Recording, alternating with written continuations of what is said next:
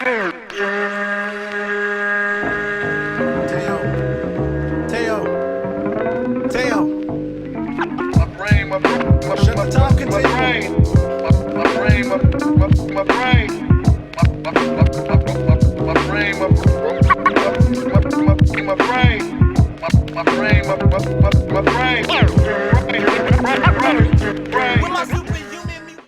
up, bitches? It's the misanthropic one, aka He Who Hungers, and I'm back up in this bitch for another rant/review.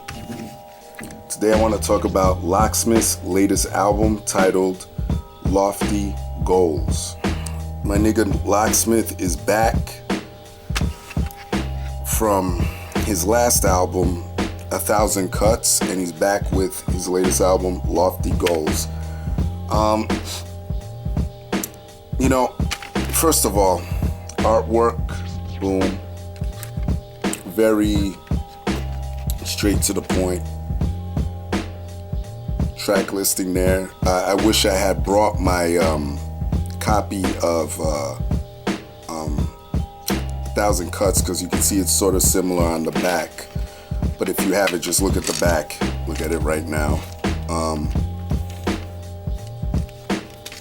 Here's the inside of it. Production credits, CD.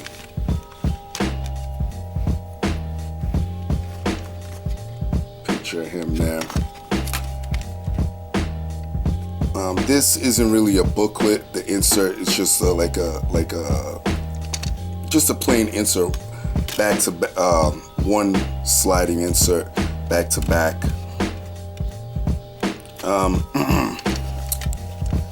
Let's get into the production on this. You have Nova K, Locksmith himself, Mike Blankenship, Mike Top Notch, Koya Beats. Who else? Oh, yeah, a co-production. Let me not leave them out. You have The Kid Rated R. You have Fly Commons. You got my man Apathy. Shout out my man Apathy. And let's see, Knick Knack Beats and Mars Boy Genius. Features on this bitch. I'm gonna save what I got to say about productions for everything else. You have Braden Blair, Rebecca Nobel, who appears on here a couple times, Jaron Benton, Futuristic, Jarrow Perry, Chris Webby, Mark E. Basie, and yeah, they're repeated again. You have 12 tracks on here. Shitload of features on here, so y'all know how I feel about that. As far as most of these features, they're mostly hook features, R&B-ish type features. The only rap ones really are Jaron Benton and Chris Webby. Chris Webby, you know, I don't really care for him. He doesn't really do much for me, you know, as an MC. I know he makes a lot of noise and people are into him, but he don't really do anything for me. So I could have done without him. Jaron Benton, I'm a fan of. So his verse, I enjoy. Pros and cons. Pros, definitely lyrical content on here. He's got songs that are about shit. As a matter of fact, you know, track 1 is called Lessons. I feel that he should have just named or made the album one full track and just have it called Lessons, because you could pick up, you know, he talks about life and different types of shit that you could relate to. Anybody can relate to on any level. So he writes about real ass shit, especially life. He's one of those rappers that I would put up there sort of like under Slug. You know, Slug is definitely one of my favorite rappers that raps about life, like a Joe Button, you know what I mean? Like he's sort of, I guess I could throw him in that category. Maybe a little bit under them to me, but he's in that category where he could talk about life and make you picture what he's talking about.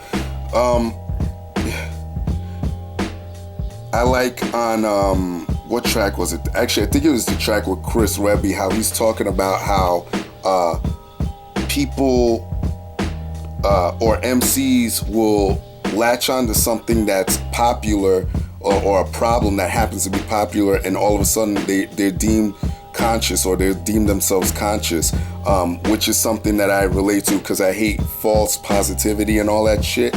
So I could definitely relate to that track. He does talk about women, American Beauty, Tell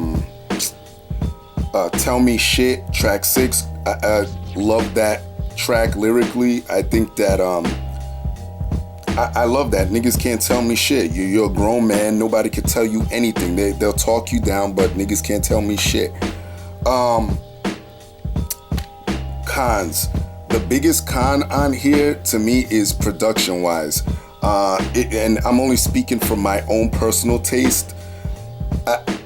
Look, if he's trying to bridge the gap between, underground lyricism or just lyricism period and sort of having radio friendly backdrops, I respect that, but I just like his last album, I couldn't get past the production, man. I'm just like sitting there and I'm like, oh God, man, a lot of this stuff is just, a lot of the sounds on here I can't fucking get with, and I listened to this a bunch of times and I love his fucking lyricism. I love his content, but I don't know. I really don't know what he's going for. And Locksmith, if you're watching this, don't take this the wrong way, or anybody else for that matter, don't take this the wrong way.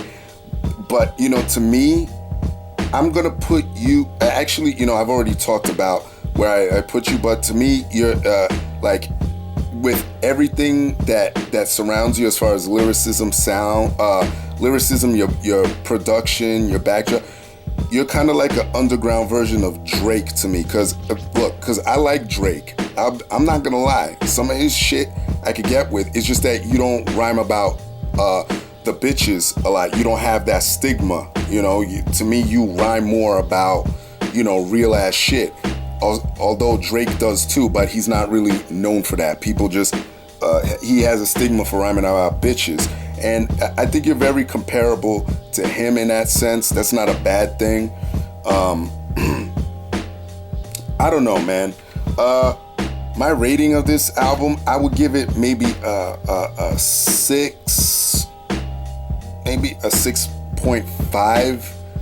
I really tried to